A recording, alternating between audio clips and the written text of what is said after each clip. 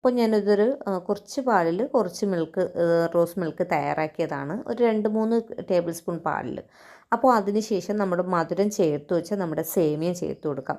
അപ്പോൾ ഇതിൻ്റെ അളവൊക്കെ നമുക്ക് ഇഷ്ടാനുസരണം കുറയ്ക്കുകയും കൂട്ടുകയൊക്കെ ചെയ്യാം. പിന്നെ ഇത് ഡെക്കറേറ്റ് ചെയ്യുന്നതും നമുക്ക് ഇഷ്ടാനുസരണം ചെയ്യാം. ഇത് സേമിയം ആദ്യം ഇടാം, കസ്കസ് ആദ്യം ഇടാം, ഫ്രൂട്ട്സ് ആദ്യം ഇടാം. അതൊക്കെ നമ്മുടെ ഇഷ്ടം. അപ്പോൾ ഞാനിപ്പോൾ ഇതുപോലെയാണ് ചെയ്യുന്നത്. ആദ്യം ഒരു 2 ടേബിൾ സ്പൂൺ അടുപ്പിച്ച് നമ്മുടെ റോസ് മിൽക്ക് ചേർത്ത് കൊടുത്തിട്ട് പിന്നെ അതിൻ്റെ മുകളിലായിട്ട് കുറച്ച് സേമിയം വെച്ച് കൊടുത്തു. അപ്പോൾ സേമിയത്തിൽ മധുരത്തിന് ആവശ്യമായിട്ട് പഞ്ചസാര ഇടാൻ മറക്കരുത്. പഞ്ചസാര ചേർത്ത് കൊടുക്കുക.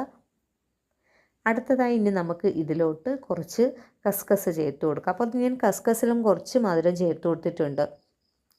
അപ്പോൾ ഇത് നമ്മൾ എടുത്തൊക്കെ കഴിക്കുന്ന സമയത്തിന് മധുരമൊക്കെ കുറച്ചുണ്ടെങ്കിൽ അതിൻ്റേതായ ഒരു ടേസ്റ്റ് വ്യത്യാസവും കാണും. അപ്പോൾ അതും നമുക്ക് കുറച്ച് ഇതിലോട്ട് ചേർത്ത് കൊടുക്കാം. ഇതിൻ്റെ ഒന്നും അളവ് ഒരു